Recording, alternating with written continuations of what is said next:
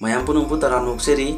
ngasidi khongup amadi firol na yumda COVID-19 purakpa ngambra haibagi matangda kharadang khangminasi aikoina isani isabu cheksinjaba oina yumda lengdana lejaragasu coronavirus na yumda changlakdana wedama kari tawbudagi haibasidi kharaningai oibu wafamni aikoina hoji essential oiba thabak sing khaktangi oina mapanda thoknari tangai phadana mapanda chatpa matamdasu social distancing gi chana kanglon sing ngaknari toina khud hamdoli amadi toina paithok pasin tawna pochai sing khudamana yumgi thongna singmasu disinfect tawnari section thorang mayam ase phana tawduna su aikoina leirakpa natraga purakpa pochai singda mahik paklang badra haina aikoigi wakhalda amadi puningda ising singnaba inung nungai taba amadi phaunari laalibu wafam di dukan amadi kaithendagi leiraliba grocery sing aduda mahik paklam loitra pochai sing adu habagliba khawduna kamdauba mapanda chatpada seluli liba firol sing aduna kamdauba tonglubu khongup adudi kamdauba haibani singba sigmo wahang sing foloi Sakhung gin sang na pilay bana singba tangai phadaba thabak sing chatpa matamda soidana tawragadaba thawong khara lei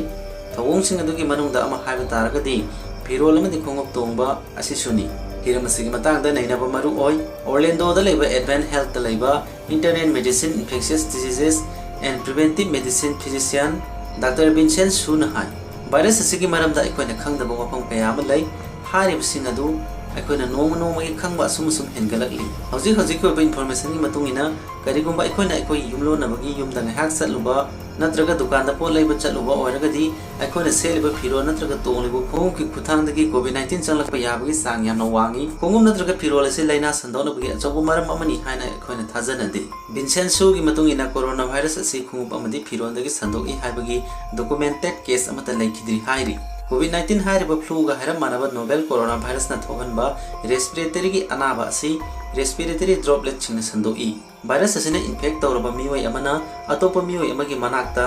यामना नकना लोक खुबा अमदि हाक्थि खनबा हाइबसि direct transmission तौबगी ख्वाइदगी तोयना थोकनबा मओंगनि अदुमनमक नोवेल कोरोना भाइरस असि मियोयबगी हक्सांगी मपांदा लैबा तोंगान सरफेस सिंग हिंगदुन लैबा ngami मसिना मरम ओरगा हारिबा पोसिंग अदुदा सोलुबा थेंगलुबदा भाइरस असि संदोरपा याय